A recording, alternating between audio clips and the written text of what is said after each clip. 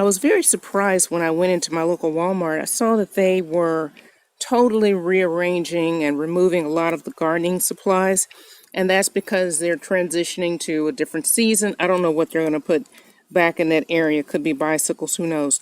But check out some of the specials that I got there. These are plants that are not in the best of condition, although this looks pretty good. And I'm not familiar with this, but some of you may recognize it. But this is a grape. This was for $1.19. This one, blackberry. It says Ebony King.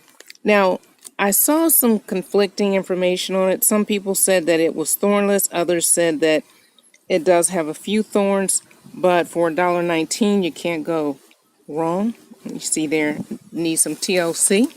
The wind is picking up here. Hopefully it's not going to be too bad. This is a blueberry, 50 cents. There is some greenery on it, so it's not dead. It's worth a try. 50 cents, you can't go wrong with that. Here is another grape. This is a Concord grape. Look at the leaf formation. Again, it's not bad at all. And this was the last one I got. This was a raspberry. It was $1.19. So as you see, some of these weren't in bad shape at all. Depending on what you want, what your interest is, you can find a wide range of plants that might work for your garden. So if you are considering, wanting to try some things and you didn't want to do them at full price, go to your gardening centers now. It is June 10th.